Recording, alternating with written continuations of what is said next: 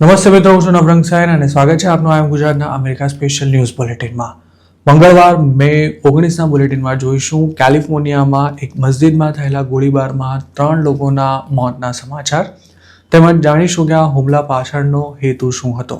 સાથે જ ન્યૂયોર્કની ઇમિગ્રેશન કોર્ટમાં મુદ્દત ભરવા જતા ઇલીગલ ઇમિગ્રન્ટ્સને કઈ મોટી રાહત આપવામાં આવી છે તેના સમાચાર, અને છેલ્લે એક એવી ગુજરાતી યુવતીની વાત કે જેનો પતિ છેલ્લા લગભગ 1.5 વર્ષથી અમેરિકાની જેલમાં બંધ છે, પણ સાસરિયાના અનેકવાર કહ્યા બાદ પણ ઇન્ડિયા પાછી ના આવનારી આ યુવતીએ અમેરિકામાં જ પતિથી અલગ થવાની ગણતરી સાથે કોઈ બીજું જ પાત્ર શોધી લીધું છે. અમેરિકામાં એક મસ્જિદમાં થયેલા શૂટિંગમાં કુલ 3 લોકોના મોત થઈ ગયા છે. આ ઘટનાને અંજામ આપનારા 2 શૂટર્સનું પણ મોત થયું છે. આ શૂટિંગ કેલિફોર્નિયાના સેન ડિએગો શહેરમાં આવેલા ઇસ્લામિક સેન્ટરમાં મે 18ના રોજ સવારના સમયે થયું હતું. પોલીસને આ મામલો હેટ ક્રાઇમનો હોવાની આશંકા છે. સેન ડિએગોના પોલીસ ચીફ સ્કોટ હોલના જણાવ્યા અનુસાર આ મસ્જિદને કોઈ પ્રકારની ધમકીઓ નહોતી મળી, પણ મૃતક શકમંદો અમુક ચોક્કસ ગતિવિધિઓ સાથે સંકળાયેલા હતા. આ શૂટિંગ થયું તે પહેલાં જ એક હુમલાખોરની માતાએ પોલીસને ફોન કરી તેના ગુમ થયાની જાણકારી આપી હતી. આ મહિલાનું એવું પણ કહેવું હતું કે તેના દીકરા પાસે હથિયારો છે અને તે ગમે તે કરી શકે છે. આ છોકરો તેની મમ્મીની કાર લઈને ઘરેથી નીકળ્યો હતો. પોલીસે સોમવારે સવારે 9:45 વાગ્યા ફોન કોલ આવ્યો હતો અને તેની ગણતરીની મિનિટોમાં શૂટિંગ થયું હતું. ફોન કોલ મળ્યા બાદ પોલીસે ઓટોમેટેડ લાયસન્સ પ્લેટ રીડર્સ સહિતની ટેકનોલોજી દ્વારા શૂટિંગ પહેલાં જ બંને હુમલાખોરોને પકડી લેવા માટે આકાશ પાતાળ એક કરી દીધા હતા. તેમની કાર એક મોલ પાસે ટ્રેક થયા બાદ ત્યાં પણ પોલીસની એક ટીમ મોકલવામાં આવી હતી.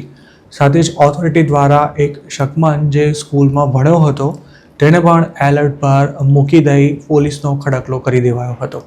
જોકે હુમલાખોરોનો ટાર્ગેટ પોતાની સ્કૂલ કે પછી મોલ નહીં પણ એક મસ્જિદ હતી. પોલીસ આ છોકરાની માતા સાથે સતત કોન્ટેક્ટમાં હતી અને તેનું લોકેશન જાણવા માટે તેની પૂછપરછ પણ કરાઈ રહી હતી. તે જ વખતે મસ્જિદમાં શૂટિંગ થયું હોવાનો મામલો સામે આવ્યો હતો. આ શૂટિંગમાં માર્યા ગયેલા વ્યક્તિમાં મસ્જિદના સિક્યોરિટી ગાર્ડનો પણ સમાવેશ થાય છે. પોલીસનું માનવું છે કે જો મૃતક ગાર્ડે સતર્કતા ન દાખવી હોત તો કદાચ શૂટિંગમાં મોટી સંખ્યામાં જાનહાનિ થઈ શકી હોત.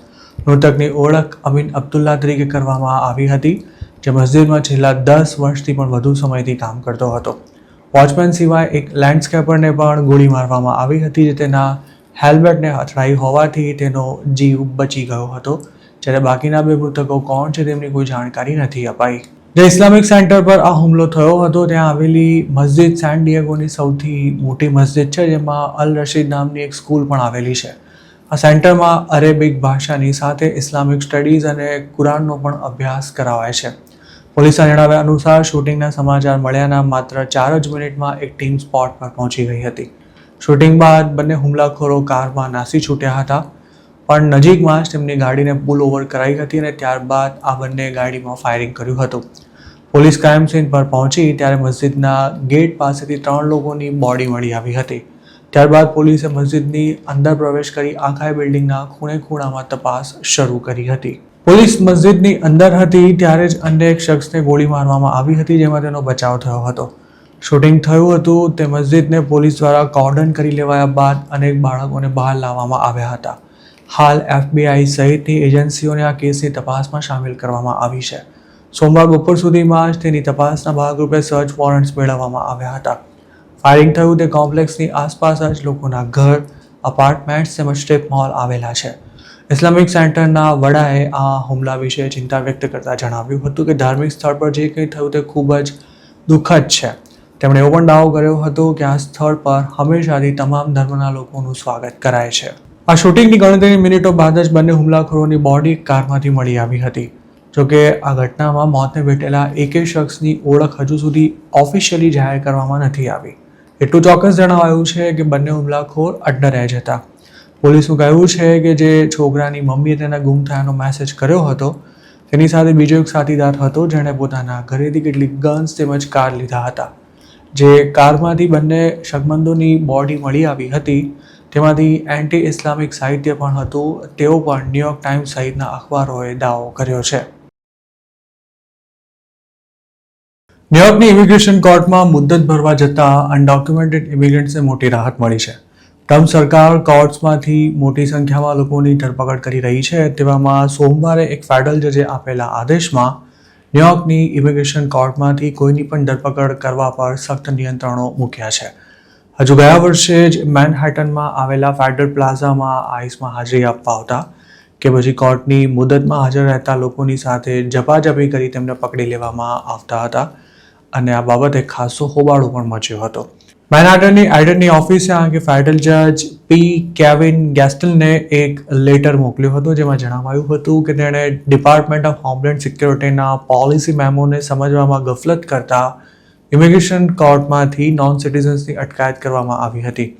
આ લેટર મોકલાયાના 2 મહિના બાદ કોર્ટે ન્યુયોર્કની કોર્ટમાંથી કોઈ ઇલીગલ ઇમિગ્રન્ટ્સની ધરપકડ નહીં કરી શકાય તેવો ચુકાદો આપ્યો છે. જોકે કોર્ટના ચુકાદા બાદ DHSના મેમોને લઈને પણ સવાલો ઉઠાવાઈ રહ્યા છે કારણ કે તેના આધારે જ અમેરિકામાંથી હજારો ઇલીગલ ઇમિગ્રન્ટ્સની કોર્ટમાંથી ધરપકડ કરવામાં આવી હતી. 26 ફેડરલ પ્લાઝાની જ વાત કરીએ તો જે લોકો કોર્ટમાં આવતા હતા તેમને પોતાની ફેમિલી સામે જ ઢસડીને જેલમાં લઈ જવાતા હતા. ત્યારબાદ આ મામલે વિરોધ પ્રદર્શનો પણ થયા હતા. 2 નોન પ્રોફિટ ઇમિગ્રન્ટ એડવોકેસી ગ્રુપ્સ દ્વારા પણ કોર્ટમાંથી થતી ધરપકડોને ગેરબંધારણીય ગણાવીને અપીલ કરવામાં આવી હતી તેમજ ફેડરલ જજ સમક્ષ તેને અટકાવવા માટે પણ માંગ કરાઈ હતી. 2025માં સ્થિતિ એવી હતી કે ધરપકડથી બચવા માટે ઘણા ઇલીગલ ઇમિગ્રન્ટ્સે કોર્ટમાં જવાનું જ બંધ કરી દીધું હતું અને આમ કરનારા અમુક લોકોના તો રિમૂવલ ઓર્ડર પણ ઇસ્યુ થઈ ગયા હતા. આમ તો મેનહેટનની ફેડરલ કોર્ટના જજે આ બાબતે કોઈ રોક લગાવવાનો અગાઉ ઇનકાર કર્યો હતો પણ માર્ચ મહિનામાં સરકારે જ કબૂલાત કરતો પત્ર લખ્યા બાદ જજે પોતાનો ઓપિનિયન બદલ્યો છે.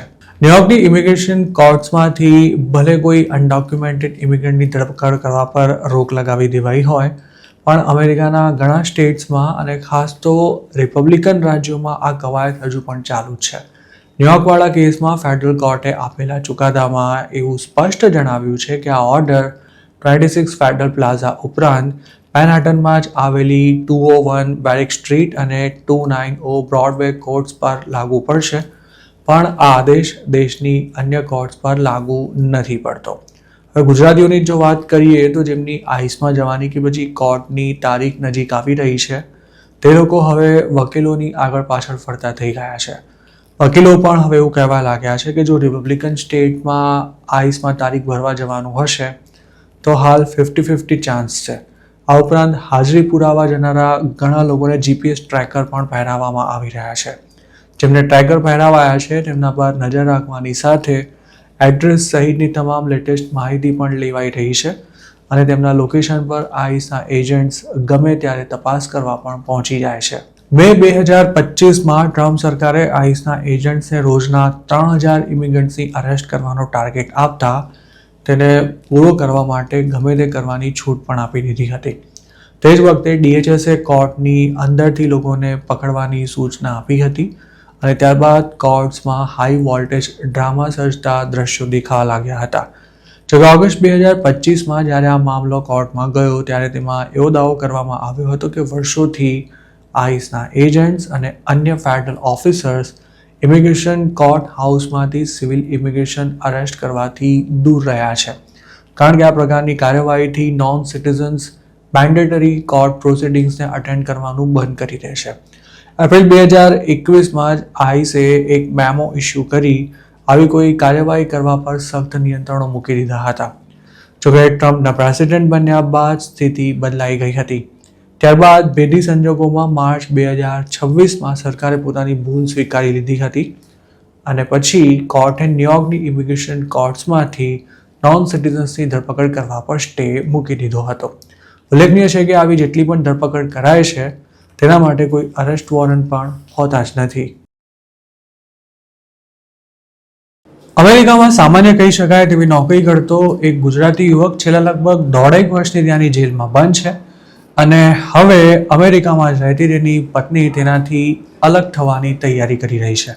એક રેડ દરમિયાન આ ગુજરાતીની ધરપકડ થઈ ત્યારે તેની સાથે બીજા પણ કેટલાક દેશીઓ પકડાયા હતા અને આ તમામ લોકો હાલ અંદર છે. આ બધામાંથી માત્ર એક જ શખ્સ પરણેલો હતો અને તે 2023ની આસપાસ જ પોતાની પત્ની અને બાળક સાથે ઇલીગલી અમેરિકામાં એન્ટર થયો હતો. તેના જેલમાં ગયા બાદ તેની પત્ની માટે ઘરનું ગુજરાન ચલાવવાની સાથે સાથે પતિને છોડાવવા વકીલોને ફી ચૂકવવાનું પણ ખૂબ જ મુશ્કેલ બની ગયું હતું. આ દરમિયાન તેના સાસરિયાએ તેને ઇન્ડિયા પાછી બોલાવી લેવા માટે પણ પ્રયાસ કર્યા હતા. જો કે આ યુવતી ઇન્ડિયા જવા માટે તૈયાર નથી અને હવે તેણે અમેરિકામાં જ એવી ગોઠવણ કરી લીધી છે કે પતિ વિના તેનું કોઈ જ કામ અટકે તેમ પણ નથી. આઈએમ ગુજરાતને મળેલી માહિતી અનુસાર 2025ની શરૂઆતમાં બનેલા મામલામાં જ્યારે આ યુવતીના પતિ સહિતના લોકોની ધરપકડ કરાઈ ત્યારે અમેરિકામાં રહેતી ગુજરાતી કોમ્યુનિટીમાં જોરદાર હોબાળો મચ્યો હતો. તે વખતે આ કેસની ચર્ચા ઘેર થતી હોય તેવી સ્થિતિ હતી. મામલો ખૂબ જ સેન્સિટિવ હતો અને પકડાયેલા આરોપીઓ સામે જે ચાર્જીસ લગાવાયા હતા તે એટલા બધા ગંભીર હતા કે તેમાં તેમને આજીવન કેદ સુધીની સજા થઈ શકે તેમ હતી. આ કેસની વધુ વિગતો આપવાનું અમે ટાળી રહ્યા છીએ કારણ કે તેનાથી હાલ જેલમાં બંધ યુવક અને તેની પત્નીની ઓળખ છતી થઈ શકે તેમ છે. આ સમગ્ર પ્રકરણથી વાકેફ એક શખ્સનું માનીએ તો હાલ 27-28 વર્ષની આ યુવતીએ તેના પતિની જ્યાંથી ધરપકડ થઈ હતી તે સ્ટેટ છોડી દીધું છે અને તે હાલ જ્યાં જોબ કરી રહી છે ત્યાંના ઓનરે જ તેને રહેવાની અને જમવાની વ્યવસ્થા પણ કરી આપી છે. આ યુવતીના પતિની ધરપકડ થયાના લગભગ 6 મહિના સુધી અમેરિકામાં રહેતા તેના પરિચિતોએ તેની થાય તેટલી મદદ કરી હતી પણ ગમે તેટલા પૈસા આપ્યા બાદ પણ તેના પતિના જેલમાંથી છૂટવાના ચાન્સ નહોતા અને ધીરે ધીરે આ યુવતીની ડિમાન્ડ પણ વધી રહી હતી જેથી લોકોએ પણ તેને પૈસા આપવાનું બંધ કરી ઇન્ડિયા પાછા જતા રહેવાની સલાહ આપવાનું શરૂ કર્યું હતું. જોકે અમેરિકાની લાઇફસ્ટાઇલનો સ્વાદ ચાખી ચૂકેલી આ યુવતી ઇન્ડિયા પાછી જઈ એ જ ગામડાની લાઈફ જીવવા માટે તૈયાર નથી. વળી પતિ પણ અમેરિકાની જેલમાં હોવાથી તેને કેટલી સજા થશે, તે જેલમાંથી ક્યારે છૂટશે અને ઇન્ડિયા પાછો આવશે કે નહીં તે કશું જ નક્કી ન હોવાથી તેને ઇન્ડિયા રિટર્ન થવામાં કોઈ જ રસ નથી. આ યુવતીએ સ્ટેટ પણ એવું પસંદ કર્યું છે કે જ્યાં કોઈ ઓળખીતું ન રહેતું હોય અને કોઈ પૂછનારું પણ ન હોય. ઘણો લાંબો સમય સુધી પતિની રાહ જોયા બાદ હવે આ યુવતીએ પોતાની રીતે લાઈફમાં આગળ વધવાનું નક્કી કરી લીધું છે. તેના પતિ પર એક છોકરી સાથે ગંદુ કૃત્ય કરવાનો પણ આરોપ છે. આ શખ્સને ઓળખતા લોકોનું માનીએ તો હાલ જેલમાં બંધ આ માણસ પહેલેથી જ કેરેક્ટરનો ઢીલો હતો અને છોકરીઓને જોતા જ તેની લાળ ટપકતી હતી. શક્ય છે કે તેની પત્ની પણ પતિની આ હરકતોથી વાકેફ હતી અને હવે પતિ જ જેલમાં છે ત્યારે તેણે પોતે પણ બીજું પાત્ર શોધી લીધું છે. વિધિની વક્રતા એ છે કે 28 વર્ષની આ યુવતીનું હાલ જેની સાથે અફેર ચાલી રહ્યું છે તે પાછો ઉંમરમાં તેનાથી 12-13 વર્ષ મોટો છે અને 3 સંતાનોનો બાપ છે. ગુજરાતીઓની ખાસી વસ્તી ધરાવતા એક મોટા શહેરમાં કેબ ચલાવવાનું કામ કરતો આ શખ્સ પોતે મહિને $5,000-7,000 કમાય છે પણ પોતાની પ્રેમિકાને ખુશ રાખવા માટે તેની પાછળ તે સારા એવા પૈસા ખર્ચી રહ્યો છે અને આ ખર્ચા કાઢવા માટે હવે તેણે પેસેન્જર્સને લઈને એક સ્ટેટમાંથી બીજા સ્ટેટમાં જવાનું પણ શરૂ કરી દીધું છે. હાલ તો આ કપલ સારી રીતે એકબીજાની જરૂરિયાતો સંતોષી રહ્યું છે પણ બંને પાત્રો જાણે છે કે તેમના સંબંધોનું કોઈ જ ભવિષ્ય નથી પણ હાલ તેને ચાલુ રાખવામાં પણ તેમને કશો જ વાંધો નથી. જેલમાં બંધ આ યુવતીના પતિએ 1.5 વર્ષ બાદ પણ પોતાનો ગુનો કબૂલ નથી કર્યો. જો તે ગુનો કબૂલી લે તો કદાચ તેને સામાન્ય સજા ફટકારી ઇન્ડિયા ડિપોર્ટ કરી દેવાય તેવી શક્યતા છે. તેના અમેરિકામાં જ રિલીઝ થવાના હવે લગભગ કોઈ જ ચાન્સ નથી અને વકીલ રોકવાની પણ હવે ક્ષમતા ન રહી હોવાથી તેના માટે ડિપોર્ટેશન ટાળવું લગભગ અશક્ય છે. પણ હજુ તે ગુનો કેમ નથી કબૂલી રહ્યો તે સવાલ તેને ઓળખતા સૌ કોઈ લોકોને મૂંઝવી રહ્યો છે. આ ફેમિલીએ અસાયલમનો કેસ કર્યો હતો કે કેમ તેની કોઈ પાકી વિગતો આઈએમ ગુજરાતને નથી મળી શકી પણ યુવકે જે ગુનો કર્યો છે તેને જોતા અસાયલમના કેસથી પણ તેને કોઈ જ ફાયદો થાય તેમ નથી. હાલ એવી સ્થિતિ છે કે તેને અમેરિકાની સાથે સાથે પત્નીને પણ ગુમાવવી પડે તેમ છે. તેની પત્નીએ હજુ સુધી ડિવોર્સ માટે કેસ નથી કર્યો પણ તે આની ફિરાકમાં ચોક્કસ છે તેવું સૂત્રોનું કહેવું છે. યુએસમાં હાલ $100-200 સામાન્ય ચોરી કરતા પકડાયેલા ઇલીગલ ઇમિગ્રન્ટ્સને પણ ડિપોર્ટ કરવામાં આવી રહ્યા છે. તેવામાં આજીવન કેદની સજા થઈ શકે તેવો ગંભીર ગુનો કરનારા પાસે તો ડિપોર્ટેશનથી બચવાનો કોઈ ઓપ્શન રહેતો જ નથી. સૂત્રોનું માનીએ તો અમેરિકામાં એવા કેટલાય કેસ છે કે જેમાં પતિ જેલમાં હોય કે પછી ઇન્ડિયા ડિપોર્ટ થઈ ગયો હોય, ત્યારબાદ ત્યાં જ રહેતી પત્નીએ ઇન્ડિયા પાછા આવી જવાનો ઇનકાર કરી દીધો હોય. તાજેતરમાં જ આઈ એમ ગુજરાત પર આવા જ એક ન્યૂઝ પબ્લિશ થયા હતા, જેમાં મહેસાણાના એક યુવકને ડ્રગ્સ કેસમાં 6-8 મહિના અંદર રાખીને ડિપોર્ટ કરાયો હતો અને ઇન્ડિયામાં પગ મૂકતા જ તેણે યુએસમાં એકલી રહેતી પત્નીને ઇન્ડિયા પાછી બોલાવવા માટે દોડાદોડ શરૂ કરી દીધી હતી.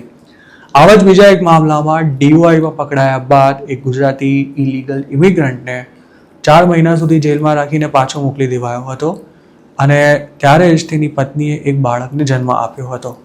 આ ગુજરાતીને ઇન્ડિયા પાછા આવે 6 મહિનાથી પણ વધુનો સમય થઈ ગયો છે, પણ તેની પત્ની હજુ સુધી પાછી નથી આવી. તે પોતે ફરી અમેરિકા જવાની ફિરાકમાં છે, પણ ટ્રમ્પ સત્તા પર છે ત્યાં સુધી તેનો મેળ પડે તેમ નથી અને તેના પછી પણ આવું કંઈ થશે કે કેમ તે નક્કી નથી. જે લોકો એકલા ઇલીગલી અમેરિકા ગયા છે તેમના માટે હવે ફેમિલીને ત્યાં બોલાવવાનું લગભગ અશક્ય થઈ પડ્યું છે. ડોલર કમાવાના ચક્કરમાં આ લોકો ઇન્ડિયા પાછા જવા નથી માંગતા અને અમેરિકામાં જે જોઈએ તે બધું જ મળી રહેતું હોવાથી તેઓ જાણે અમેરિકન બની ગયા હોય તેમ ત્યાં સેટ થઈ ગયા છે. આવા ઘણા લોકોએ અમેરિકામાં જ્યાં ત્યાં લંગસિયા નાખીને ઊભી કરેલી મોટી બબાલોને લીધે ઘણા પરિવારોમાં આગ પણ લાગી છે. ઘણા 35-40 વર્ષની ઉંમર ધરાવતા પ્રેમિકાઓ એવા પણ છે કે જે રૂબરૂ ન મળી શકે તો વિડીયો કોલમાં જ થાય તેટલી મજા લઈ લે છે, પણ તેમના આ જ વિડીયો અને ફોટોગ્રાફ તેમના માટે આગળ જતાં મુસીબત બની જાય છે અને પછી ઘણીવાર બ્લેકમેલિંગનો ખેલ પણ શરૂ થતો હોય છે.